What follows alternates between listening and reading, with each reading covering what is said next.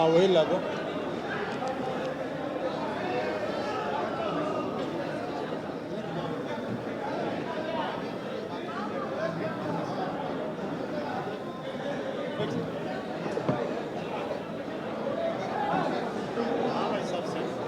और इधर कर लीजिए, नजदीक कर लीजिए, और इधर कर लीजिए।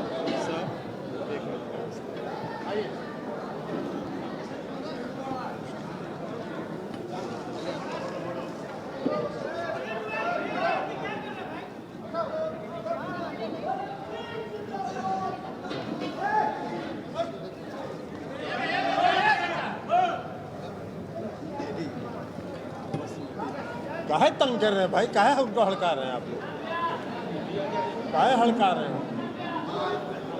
अरे बैठा ना, बैठिए ना आप।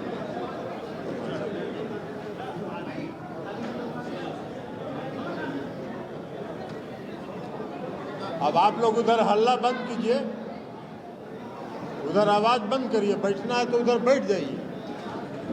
दरवाजा लगवा दीजिए, आते जाते रहेगा लोग। अरे बंद करो उधर से, दरवाजा बंद करवाइए। वो कुर्सी उधर रीना जी को दे, रीना जी को भी कुर्सी दीजिए, ले आओ ना कुर्सी, रीना जी को दो, बैठिए। आइए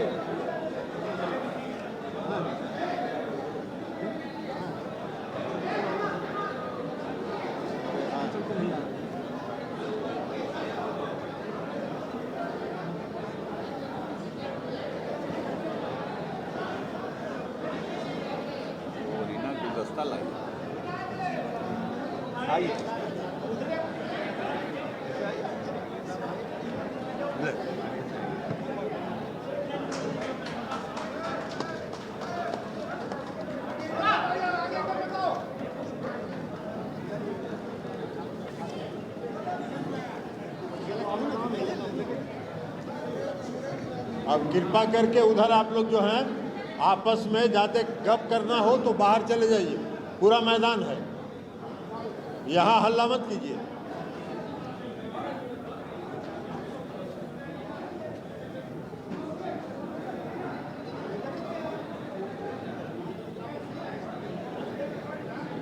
हे रविंदर जी, अब या तो कहिए कि शांत हो जाइए और नहीं तो बाहर जाके आराम से गप करिए।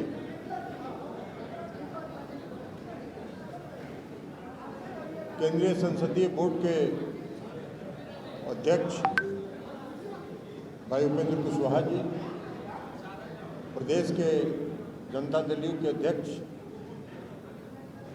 भाई उमेश कुशवाहा जी, आपका नाम उपेंद्र जी ना बोल रहे थे? ठीक बोले। माननीय मंत्री श्री अशोक चौधरी जी, माननीय मंत्री श्री संजय झा जी, राष्ट्रीय महासचिव हर्षवर्धन सिंह जी, यहाँ मुख्य प्रवक्ता नीरज जी, माननीय बिहार विधान परिषद की सदस्य श्रीमती रीना यादव जी, हमारे प्रदेश के साथी सभी प्रवक्तागण, सांसद चंद्रवंशी जी और अन्य सभी पार्टी के सम्मानित नेतागण और प्रेस के साथियों, आप लोगों को आमंत्रित किया है हमने ये बताने के लिए कि कल एक निर्णय हुआ और माननीय मुख्यमंत्री जी ने पार्टी के सभी विधायक, विधानसभा के सदस्य, सभी विधान परिषद के सदस्य, बंद कर लीजिए ना आप, विधान परिषद के सदस्य, पार्टी के सभी सांसद, लोकसभा के, राज्यसभा के, सबों को आमंत्रित किया था उन्होंने और सबों से उन्होंने राय लिया, क्योंकि बहुत दिनों से सब लोग तरह तरह से मिलकर मुख्यमंत्री जी को अपनी भावना व्यक्त करते रहते थे। तो कल उन्होंने लिया, करीब 2 दर्जन से ज़्यादा लोगों ने अपनी राय व्यक्त की और सभी 100% लोगों ने ये कहा कि 2020 के विधानसभा के चुनाव में हम लोगों के, हमारे कार्यकर्ताओं के समर्थन से भारतीय जनता पार्टी जीती। और भारतीय जनता पार्टी के कार्यकर्ताओं ने हम लोगों को हराने का काम किया। सौभाग्यवश हम लोग जो यहाँ जीत के बैठे हैं, हम लोग जीत के आ गए, उनके पूरी साजिश के खिलाफ थे। इसलिए ऐसी परिस्थिति में आप निर्णय लीजिए, हम लोग के साथ, उन लोगों के साथ रहना है कि नहीं रहना। और तब मुख्यमंत्री जी ने कहा कि हम अपनी पार्टी के साथियों की राय से सहमत हैं और हम आज के बाद राष्ट्रीय जनतांत्रिक गठबंधन में नहीं रहेंगे। उसके बाद निर्णय हुआ, आप सब लोगों ने देखा, उसको बताने की जरूरत नहीं है। मुख्यमंत्री जी ने त्यागपत्र दिया, फिर सभी लोगों ने समर्थन किया, एक पार्टी भारतीय जनता पार्टी को छोड़कर और जो उनकी ओवैसी साहब की पार्टी के एक सदस्य हैं उनको छोड़कर बाकी सबों ने मुख्यमंत्री जी को समर्थन दिया और फिर से क्लेम हुआ और आज मुख्यमंत्री जी का शपथ ग्रहण। उसके बाद हमने देखा है कि भारतीय जनता पार्टी के कई नेताओं ने अलग अलग प्रेस कॉन्फ्रेंस किया और प्रेस कॉन्फ्रेंस करके कहा कि विश्वासघात हुआ, भाजपा गठबंधन धर्म का पालन करती है, हम लोगों ने के जनमत के साथ खिलवाड़ हुआ। उन लोगों को ये बोलने के पहले अपने गिरेबान में झांकना चाहिए। बिहार के मुख्यमंत्री नीतीश कुमार जी विश्वासघाती नहीं है, वो विश्वासघाती है और भारतीय जनता पार्टी विश्वासघाती। राष्ट्रीय जनतांत्रिक गठबंधन का निर्माण कब हुआ था? राष्ट्रीय जनतांत्रिक गठबंधन का निर्माण हुआ था 1996 में, जब श्रद्धेय अटल बिहारी वाजपेयी जी, श्रद्धेय लाल कृष्ण आडवाणी जी, श्रद्धेय मुरली मनोहर जोशी जी और हम लोगों के नेता श्रद्धेय जॉर्ज फर्नांडिस साहब, इन लोगों ने मिलकर राष्ट्रीय जनतांत्रिक गठबंधन का निर्माण किया था 1996 में। और 1996 से 17 वर्षों तक हम लोग राष्ट्रीय जनतांत्रिक गठबंधन में एनडीए में रहे। 17 सेकंड के लिए भी कोई समस्या किसी के साथ पैदा नहीं हुई। इसलिए कि उस समय के जो नेता थे आदरणीय श्रद्धेय अटल जी, आडवाणी जी, मुरली मनोहर जोशी जी, वो गठबंधन धर्म का पालन करते थे, अपने सहयोगी दलों का सम्मान करते थे, अपने सहयोगी दलों की बात सुनते थे। आज क्या हो रहा है? आज क्या हो रहा है राष्ट्रीय जनतांत्रिक गठबंधन के नाम पर? भाई, राष्ट्रीय जनतांत्रिक गठबंधन में रहते हुए जनता दल यूनाइटेड अरुणाचल में 7 विधानसभा की सीट जीती, भारतीय जनता पार्टी के खिलाफ लड़के। आप सत्ता में बन गए, वहां सरकार बना ली आपने, कोई दिक्कत नहीं थी। हमारे विधायकों ने भी लिखित समर्थन दे दिया कि हम राष्ट्रीय जनतांत्रिक गठबंधन में है, जो यहां सरकार बनी है उसका हम समर्थन करते हैं। उसके बाद 6 को विधायक को तोड़ दिया। गठबंधन धर्म का पालन कर रहे थे। यही गठबंधन धर्म अटल जी ने जो निर्माण किया था एनडीए का, यही गठबंधन धर्म था। ये गठबंधन धर्म नहीं था। अटल जी, आडवाणी जी, जो जोशी जी के जमाने में राष्ट्रीय जनतांत्रिक गठबंधन के एक पार्टी से दूसरे पार्टी में कोई कहीं से ज्वाइनिंग नहीं कराता था, कोई दल बदल नहीं होता था। आपने 7 में से 6 विधायकों को तोड़ लिया। उसके बाद भी हम मजबूत हैं। वहां हम लोकल बॉडी का चुनाव लड़े ईटानगर में, 10 आप जीते, 9 हम जीते और एक जो वहां की क्षेत्रीय पार्टी है उसका जीता, उसने आपको समर्थन नहीं किया। 5 महीने तक वहां मेयर का चुनाव नहीं हुआ। अंत में हम ही लोगों ने कहा कि भाई दे दो उन्हीं लोगों को समर्थन, तो 11 हुआ उनका, तब वहां मेयर का चुनाव हुआ। हम उसके बाद भी वहां मजबूत हैं और चुनाव लड़ेंगे। खैर उस बात को छोड़िए, लेकिन हमने कहा कि अरुणाचल में क्यों आपने दल बदल कराया? राष्ट्रीय जनतांत्रिक गठबंधन के अंदर में जनता दल यूनाइटेड के 6 विधायकों को क्यों आपने तोड़ा? 2019 के लोकसभा के चुनाव में आपको जरूरत थी, आप देश के प्रधानमंत्री बनने वाले थे। तो इसलिए कोई गड़बड़ नहीं हुई, इसलिए कि आपको वोट चाहिए था। और जैसे ही 2020 का विधानसभा का चुनाव आया, आपने षड्यंत्र किया, साजिश की, और हमारे पार्टी के एक नेता को, जिसको मुख्यमंत्री जी ने खुद से राष्ट्रीय अध्यक्ष पद छोड़ के उस पर विश्वास करके उनको राष्ट्रीय अध्यक्ष बनाया था, उस आदमी को मुख्यमंत्री जी ने कहा कि इनसे बात कर लीजिएगा, और उसको मिला लिए हम लोग के खिलाफ षड्यंत्र में, साजिश में। और साजिश करके कितने कैंडिडेट थे लोजपा के उसमें, जो भारतीय जनता पार्टी के नेता थे? सारे भारतीय जनता पार्टी के नेताओं को उन लोगों ने लोजपा में भेज के टिकट दिलवा के और अपने सभी कार्यकर्ताओं को यह निर्देश देके कि लोजपा के साथ लगे रहो, और चुनाव कराया 42, सब फिर वापिस आ गए और सब चुनाव हार गया। और चुनाव हारने के बाद सब फिर भारतीय जनता पार्टी में वापस आ गए। यही तो काम कर रहे थे 2020 में, बड़ा राष्ट्रीय जनतांत्रिक गठबंधन का धर्म का निर्वाह कर रहे थे। और उसके बाद जब 2020 में हो गया, 42 सीट आ गई, तो मुख्यमंत्री जी मुख्यमंत्री नहीं बनना चाहते, आपने जबरदस्ती उनको मुख्यमंत्री बनाया। और जबरदस्ती मुख्यमंत्री बनवाने के बाद जो छुटभैया नेता लोग जो बयान दे रहे थे कि हम बड़े भाई हैं, हमारी कृपा से आप मुख्यमंत्री बने हुए हैं। हम इतिहास बताएं, 2005 में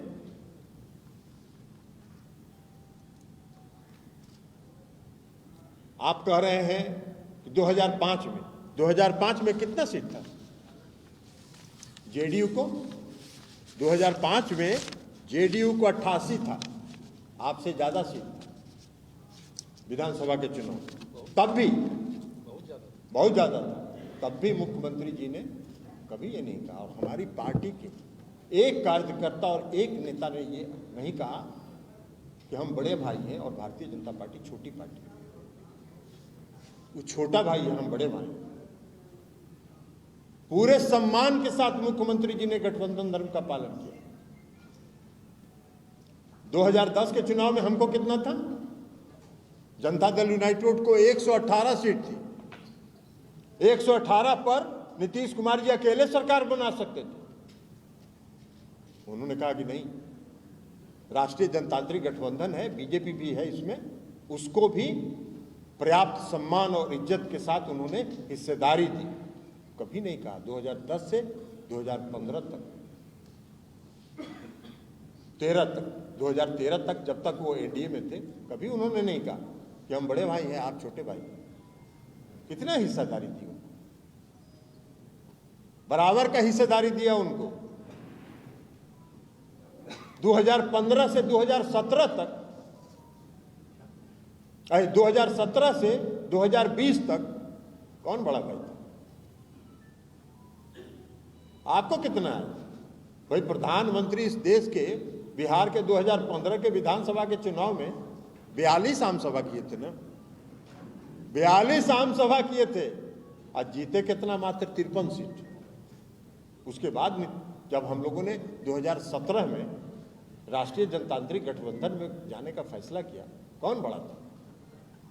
कभी हम लोगों ने कहा क्या कि हम बड़े भाई हैं, आप छोटे भाई हैं? कभी नहीं कहा हम लोगों ने। इसलिए कि नीतीश कुमार जी कहते हैं कि गठबंधन अगर करिए तो साथी के साथ सम्मान का भाव रखिए और सम्मान के भाव के साथ चलिए। आप क्या करते हैं? आप कौन सा धर्म का पालन करते हैं? अभी बोल रहे हैं कि बड़ा जनमत का अपमान हुआ, और 2015 में जब नीतीश जी जीते थे तो किसके गठबंधन से जीते थे? किस गठबंधन के साथ जीते थे? नीतीश कुमार जी जीते थे महागठबंधन के, और महागठबंधन से जीतने के बाद 2017 में जब एनडीए में शामिल हो गए तो बड़ा जनमत का सम्मान हो रहा था, और आज जनमत का अपमान हो रहा है। बारे भैया, क्या है, क्या हिसाब है? कौन सा खेल करना चाहते हैं आप? न गठबंधन धर्म का पालन करते हैं, न अटल जी, अडवाणी जी ने जिन सिद्धांतों पर, नीतियों पर राष्ट्रीय जनतांत्रिक गठबंधन का निर्माण किया, न उसका पालन करते हैं। आप कर क्या रहे हैं? देश की जनता ने आपको मैंडेट दिया, देश की जनता ने आपको जो मैंडेट दिया, वो मैंडेट किस लिए दिया? भाई देश में शासन न करिए, देश में शासन करने के बजाय, देश की समस्याओं से उलझने के बजाय पूरे देश में तनाव पैदा कर रहे हैं, पूरे देश में तनाव पैदा कर रहे हैं। तनाव करके विकास नहीं होता है। और इसीलिए 2005 में ही मुख्यमंत्री जी ने कहा था, न्याय के साथ विकास, सामाजिक सद्भाव, सांप्रदायिक सद्भाव। आप कौन सा माहौल खराब कर रहे हैं पूरे देश का? मेरे महंगाई बढ़ रही है, आपने कहा कि 2 करोड़ लोगों को रोजगार देंगे। कितना को रोजगार दिया आपने? वह 3 लाख लोगों ने आर्मी की परीक्षा 3 साल पहले पास की है, कोरोना काल के पहले। 3 लाख से ज्यादा लोगों ने पास किया है, उनका मेडिकल टेस्ट हो गया। आज तक नियुक्ति पत्र जारी नहीं हुआ, उसको बंद कर दिए और 4 साल के लिए अग्निवीर बना रहे हैं। अग्निवीर भी बना के आप कौन सा काम करना चाहते हैं इस देश में? 4 साल के बाद उसको रोड पर भेज दीजिएगा, वो बेरोजगार कहां जाएगा? और उन 3 लाख लोगों का क्या हुआ जो दौड़ में कम्पीट किए, मेडिकल में कम्पीट किए, सब में कम्पीट किए, उनका मेडिकल टेस्ट हो गया और आज तक उनको नियुक्ति पत्र नहीं मिली।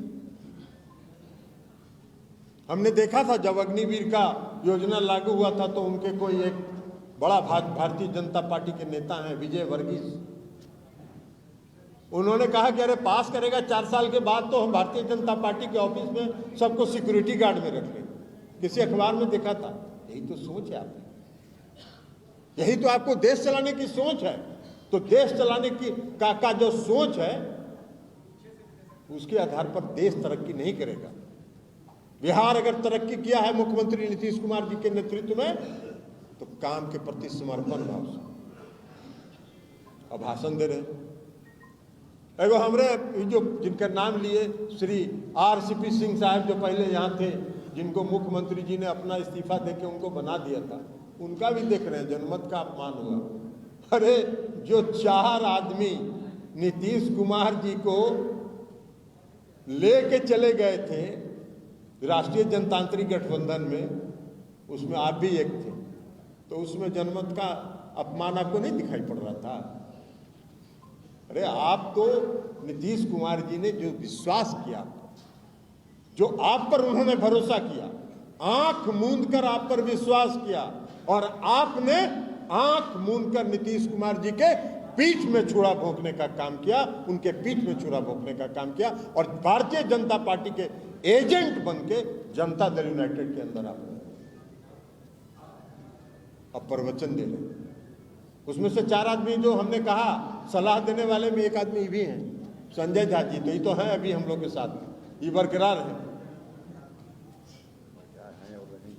मनीष जी कह रहे हैं हम भी थे, आप भी थे क्या? तो इसलिए उसमें एक ही थे, और एक जो राज्यसभा में उप सभापति हैं हरिवंश जी, वो कल मीटिंग में नहीं आए थे, वो एकमात्र थे जो नहीं आए थे। हमने उनसे फोन पर बात किया, उन्होंने कहा कि नीतीश कुमार जी ने हमको सार्वजनिक जीवन में लाया है, हम नीतीश कुमार जी के साथ हैं और नीतीश कुमार जी के साथ रहेंगे। तो 2 हो गए और 2 लोग चले गए उधर। एगो राष्ट्रपति के पत्रकार सलाहकार हो गए, हाँ, एगो तो टोटल एजेंटे हो गए, उनके टोटल एजेंट हो गए। तो ये स्थिति थी। तो इसलिए आज है। अब एगो हम देख रहे थे कि सुशील मोदी जी का भी कुछ बयान था, सुशील मोदी भी कुछ बोल रहे हैं। भाई देखिए, सुशील मोदी जी नीतीश जी के मित्र रहे, हम सुशील मोदी जी पर कुछ बोलना नहीं चाहते, इसलिए कि सुशील मोदी जी नीतीश जी से उनका अच्छा संबंध था। इसकी सजा उनको दिया भारतीय जनता पार्टी, वो रोड पर बेचारे उनको रख दिया। तो अब ये सब कुछ बोल बाल के अगर फिर से उनका रिहेबिलिटेशन अगर हो जाता है तो हम लोग को कोई दिक्कत नहीं है, वो कुछ बोल के रिहेबिलिटेशन अपना करा लें। लेकिन जो कुछ उन्होंने कहा है सफेद झूठ है। और रविशंकर प्रसाद बेचारे कुछ बोल रहे हैं, वो भी बेरोजगार हैं आजकल, सरकार में थे, मंत्री थे, ड्रॉप हो गए, मंत्री से ड्रॉप हो गए तो अब कुछ बोल रहे हैं। तो अब 2 साल बचा है, कहीं फिर एक आध चांस लग जाए 2-4-6 महीना के लिए, तो इसलिए वो प्रयास में है। तो उनके प्रति भी हमारी सहानुभूति है, सुशील जी के प्रति हमारी सहानुभूति है। आई संजय जायसवाल जी तो आरजेडी में के कैंडिडेट न रहे हैं, संजय जायसवाल जी कौन सी प्रवचन दे रहे हैं, विश्वासघात बता रहे हैं। अरे विश्वासघात तो आप करते हैं, विश्वासघाती आप हैं, गठबंधन धर्म का पालन आप नहीं करते हैं। तो इसलिए ये सब बात साफ रिकॉर्ड पर आ जाना चाहिए कि वो गलत हैं और नीतीश कुमार जी ने जो फैसला लिया है वो अपनी पार्टी के नेताओं के, पार्टी के कार्यकर्ताओं के की भावना के अनुरूप उन्होंने यह फैसला लिया। इसलिए इसके अलावा आपको अगर कुछ पूछना हो आप एक एक करके पूछिए, एक एक करके। 2020 में जब आपके साथ विश्वासघात हुआ तो 2022 अगस्त तक आप क्यों वेट करते रहे? दूसरा सवाल है कि आज जो सुशील जी ने बोला है कि आप लोग चाहते थे कि वो राष्ट्रपति बने। तीसरा एक नया सवाल है कि क्या आपने कोई विधायकों को तोड़ने की भी कोई साजिश की? और एक अंतिम सवाल है कि आपको इनकम टैक्स, ईडी, सीबीआई इन सबका डर नहीं है क्या? देखिए, पहला सवाल आपका क्या था? 2022 तक क्यों वेट किए?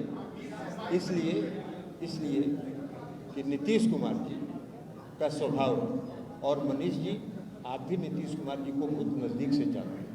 नीतीश कुमार जी का स्वभाव है कि किसी चीज को जब तक बर्दाश्त करने की उनकी क्षमता होती है तब तक वो बर्दाश्त करते हैं। लगातार अपमान किया जा रहा था, ये छुट भैया नेता लोग रोज बयान देते रहते, मेरी कृपा से बने हैं, हम बड़े भाई हैं। कोई कह रहा है हम क्षेत्रीय दल का अस्तित्व मिटा देंगे, कोई कुछ बोल रहा है, और कोई आके बोल रहा है कि 2024 में 2025 में हम इनके नेतृत्व में रहेंगे।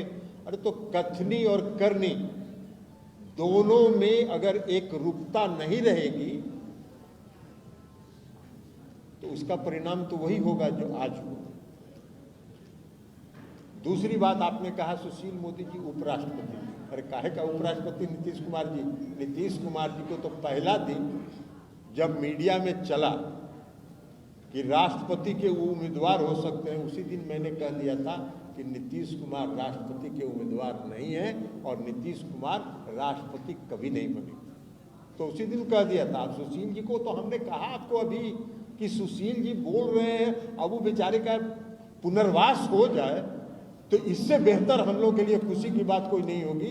यही सब बोल के पुनर्वास हो जाए। एक बार और हम जानते हैं, उसके पहले भी एक बार बहुत भारी वनवास में थे, राज्यसभा में तो नहीं गए थे, तब बिहार में थे।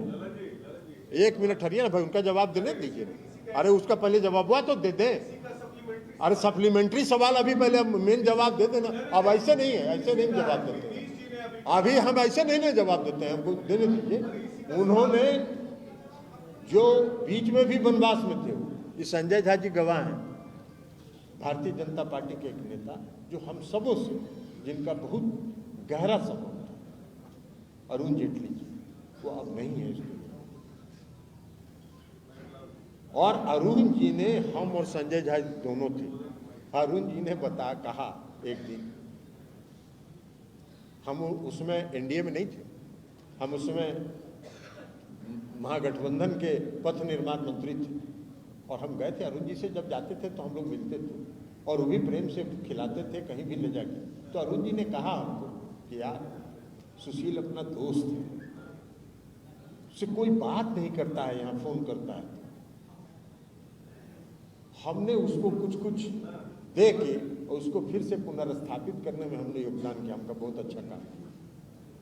तो फिर से अभी वो अरुण जी जैसे लोग तो नहीं हैं, लेकिन अभी सब बयान देने से अगर सुशील जी का पुनर्वास हो जाता है तो हम लोग को पूरी सहानुभूति सुशील जी के साथ है, इसलिए उसमें कोई दिक्कत नहीं। और और लास्ट क्वेश्चन क्या था? विधायकों को तोड़ने का कोई ऐसा विधायकों को, हमारे विधायकों को कोई नहीं तोड़ पाएगा। एक बात बता देते हैं, हमारे विधायकों को कोई तोड़ नहीं पाएगा। प्रयास तो राष्ट्रीय जनता दल पर कल कर रहे थे। आपका तो कुछ कुछ संबंध सब जगह है मनीष जी, पता लगा लीजिए। राष्ट्रीय जनता दल के लोगों को फोन कर रहे थे कि भाई रुक जाओ, किसी तरह 3-4 दिन रुक जाओ। तो ये सब काम वो लोग उधर करते हैं, इधर कोई उनका एजेंटे अब नहीं बचा। एक वो एजेंट था जिसको नीतीश कुमार जी पहचान लिए और विदा कर दिए, बेटिकट कर दिए। अब तो बेटिकट कर दिए तो अब कहाँ उनका कौन एजेंट यहाँ बचा है जिससे वो प्रयास करते? बोलिए अब आप। और इनकम टैक्स, सीबीआई और ईडी से हम लोग को क्या डर लगेगा? हम लोग कोई कंपनी चलाते हैं? हम लोग कोई कंपनी चलाते हैं कि मनी लॉन्ड्रिंग करते हैं? जितना ही भी सीबीआई या ईडी लगाना है लगा ले, हम लोग को कोई फर्क नहीं पड़ता है। हम लोग का आमदनी हम लोग का कृषि से है, हम लोग का आमदनी हम लोग के वेतन से है, हम लोग का आमदनी जो घर है उसके किराया से है। इसके अलावा कोई आमदनी का स्रोत नहीं है। उनको जितना ईडी लगाना है लगा दे।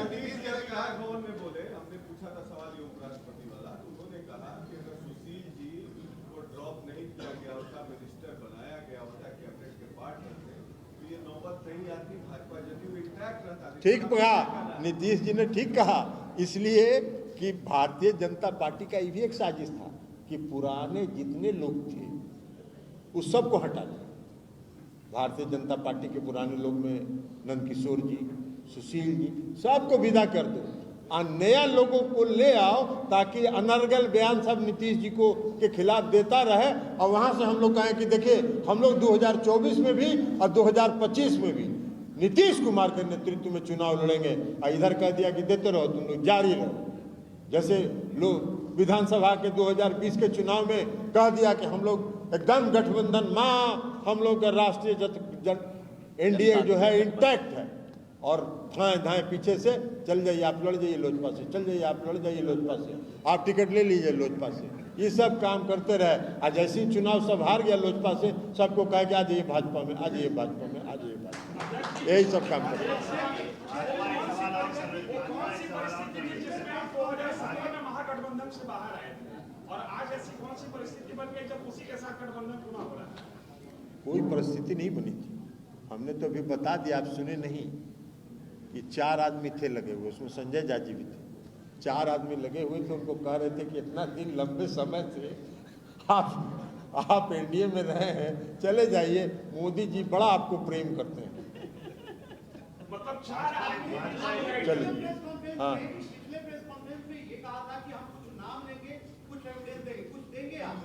एक आदमी है, उसका बाइट लीजिएगा तो उसको भेज देंगे। एक आदमी है यहाँ, मोनी कहाँ है जी? मोनी को बुलाओ। वो आदमी, वो आपको बता देते हैं, वो आदमी आरसीपी सिंह के घर पर 24 घंटा रहता था। अरे सुनिए ना बात तो, प्लीज शुरू कर रही है। 24 घंटा वो आदमी आरसीपी सिंह के घर पर रहता था, दिन में भी और रात में भी। और वो जब उनका पूरा षड्यंत्र समझा तो वहां से भाग के यहाँ चला। कहा कि बाप रे बाप, उसके पिताजी जब नीतीश कुमार जी बाढ़ से लोकसभा का चुनाव लड़ते थे तो उसके पिताजी नीतीश कुमार जी के कार्यकर्ता होते थे, उनके समर्थक थे। लेकिन अब वहां तो वो देखा, कहा कि सर यहाँ तो पूरा षड्यंत्र हो रहा है। रोज रात में एक दिन बीच करके जो भारतीय जनता पार्टी के उसमें प्रभारी थे वो 10 बजे 10:30 बजे रात में आते थे और नीतीश जी को, और नाम तो आप जानबे करते हैं मनीष जी, अब आपको तो क्या बताना है, फिर सब बात पूछना चाहते हैं। और वो लिस्ट देते थे आरसीपी सिंह को कि सबको टिकट दिलवा दीजिए, जीत जाएगा। कहाँ है वो? बुखार हो गया है, आप लोग कहिएगा तो कल परसों तक वो आ जाएगा, उसका बाइट दिलवा देंगे आप लोग। तो वो कहता, आके कहा हमसे, और कई लोगों को कहा, ये थे कहाँ गए, प्रकाश जी हैं ही, और एक एबीपी वाले प्रकाश जी हैं यहाँ क्या, कहाँ बाहर है, और लाइव पर है, उनके सामने वो ये बात कह चुका है। कि सर 10 बजे रात में आते थे और उनको एगो लिस्ट देते थे और कहते थे कि किसी तरह लड़ भिड़ के इस सबको टिकट दिलवा दीजिए पार्टी से, अगर जीत गया तो आपका आदमी रहेगा और हार गया तो नीतीश कुमार कमजोर हो। यही वर्षन था। भाजपा एक बात और बोल रही है, 2017 में जिस वजह से आप लोगों ने गठबंधन तोड़ा था, क्या उसका जवाब मिल गया? सब मिल गया। 2017 में हम लोगों ने जो तोड़ा था, IRCTC का हो गया ट्रायल, 17 में चार्जशीट हुआ, आज तक ट्रायल नहीं शुरू हुआ। अरे ये सब किसको ड्रामा सिखाते हैं ये लोग? ये वही बात कंफर्म कर रहे हैं जो मनीष जी अभी पूछ रहे हैं कि CBI ED का डर दिखा के। और अभी भी जो ये सब कुछ जो चर्चा मार्केट में थी ना कि फिर महागठबंधन बन सकता है, तो उसके बाद CBI का रेड हुआ, ED का रेड हुआ, ये सब रेड हुआ, ये सब उसी का दबाव बनाने के लिए। तो कोई डरने वाला नहीं है उनका ED और CBI से, इसलिए कि कोई यहाँ घपला नहीं करता है। शपथ ग्रहण के बाद नीतीश कुमार ने ये कहा है कि जो 14 में आए थे वो 24 में चले जाएंगे। तो क्या पार्टी चाहती है कि वो प्रधानमंत्री पद के उम्मीदवार बने? और चूंकि अब रीजनल पार्टी से आते हैं, तो क्या आप चाहेंगे? देखिए ये कोई मुख्यमंत्री पूरा समझ गए आपका। हम आप क्या बोलते हैं, हम ककारा समझते हैं। सुकेश जी आप क्या बोलिएगा, हम ककारा समझते हैं। 2024 में विपक्ष उनके नाम का समर्थन करे, क्या आप ऐसा चाहेंगे? नहीं, ये तो हमारे चाहने की बात नहीं। देखिए ये हमारे चाहने की बात नहीं, लेकिन ये हम लोगों ने पहले भी कहा है कि नीतीश कुमार जी प्रधानमंत्री के योग्य हैं। योग्यता का मतलब ये नहीं होता है कि वो उसके उम्मीदवार, दोनों में बहुत अंतर है। योग्य होने का मतलब है कि जिसको विजन हो, जिसको देश चलाने की क्षमता हो, जिसको शासन चलाने की क्षमता हो, जो देश की समस्याओं को बारीकी से समझ सके। ये सारे गुण नीतीश कुमार जी के में हैं। अब ये तो जो विपक्ष की पार्टियां जो हैं, उन सभी पार्टियों की सहमति होगी। ये क्या होगा भविष्य में नहीं होगा, ये हाइपोथेटिकल क्वेश्चन है। लेकिन इतना बात जरूर है कि नीतीश कुमार जी ने जो कहा है कि 2014 वाले 2024 में होंगे कि नहीं होंगे, इस पर प्रश्न चिन्ह जरूर है। कैसे, आपको अभी हम समझा देते हैं। आज उनकी संख्या 303 है, बहुमत का आंकड़ा 272 है, 30 का संख्या उनको ज्यादा है। बंगाल से उस 30 में 16 बंगाल से हैं, तो अभी बंगाल से तो लगता है कि एक आध को जीत जाए तो भी भाग्य हो, नहीं तो साफे हैं। अब बिहार में 17 गो हैं, तो अब वो क्या को जीतेंगे वो तो वो जाने समय बता देगा। तो 16 दूना 32 तो साफ हो गए। तो 272 के नीचे जहां आए, 272 के नीचे जहां आए, उनके पटिया में जो तानाशाही चल रहा है सब तो खखवाया हुआ। हम लोगों से भी मिलता है ना लोग सेंट्रल हॉलवा में, सब कहता है कि बाप रे बाप ये बोला, उसका तो 1 मिनट में गर्दन साफ। बेचारे अडवाणी जी का बताइए क्या गलती है? मुरली मनोहर जोशी जी का क्या गलती था? सबको हाशिए पर रख दिए। कोई नामों लेता है? कोई भारतीय जनता पार्टी का नेता किसी भाषण में आदर्श श्रद्धेय अटल जी का और अडवाणी जी का नाम नहीं लेता है, इसलिए कि कोई अगर नाम ले लेगा तो उसका गला कट जाएगा। तो इस तो हालत है। आप सबसे पुराना अलायंस रहे हैं बीजेपी के, हम बीजेपी के अलायंस बता तो दिया आपको, अभी सुन नहीं रहे थे आप मिश्रा जी। हम कहे कि 17 साल रहे हम लोग और 17 सेकंड के लिए भी कोई समस्या नहीं आई, इसलिए कि आदरणीय श्रद्धेय अटल जी, श्रद्धेय अडवाणी जी, श्रद्धेय मुरली मनोहर जोशी जी और श्रद्धेय जॉर्ज फर्नांडिस साहब बिना आपसी सहमति के और बिना आपसी विचार विमर्श के कोई निर्णय नहीं करते। ये बताइए सर कि दोबारा फिर एनडीए में आप लोग जाएंगे कि नहीं? काला नीतीश जाएंगे एनडीए में। एक बार नीतीश जी ने कहा था अब अगला सलाहकार, अब अगला ट्रिप में अगर आप सलाहकार बनिएगा तो आप अलग बात है। आपको तो हम ऐसे एडवाइजरी में रखे हुए। अभी हम बोल दिए ना इनको, उमेश कुशवाहा जी को कि इनको सलाहकार बना लीजिए। किससे? काहेला डर लगेगा? काहेला डर लगेगा? चोरी कर रहे हैं क्या? और क्या आपको दिख नहीं रहा है? पूरा देश देख रहा है, इसलिए पूरा देश देख रहा है। रातों रात उनको समझ में आता है कि इन पर ईडी लगाना चाहिए। वही महाराष्ट्र में क्या हुआ?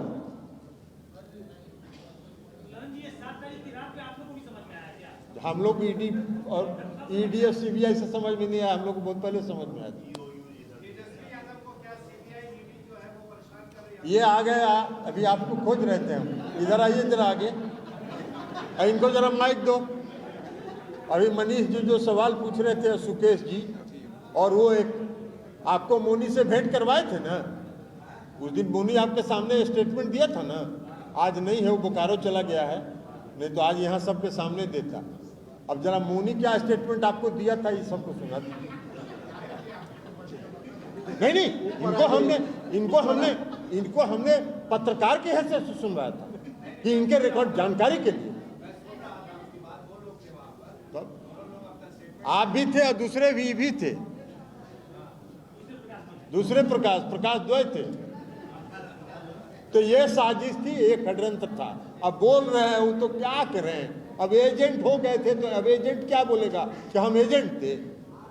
अब जाए ना, जहां मन करे वहां चले जाएं, खुला मैदान है, एजेंटी करें, इसमें कहाँ कोई दिक्कत है यार। मतलब आपका ऑपरेशन सक्सेस रहा? कोई ऑपरेशन नहीं है, सब ऑपरेशन आपका था मिश्रा जी। बहुत बहुत धन्यवाद।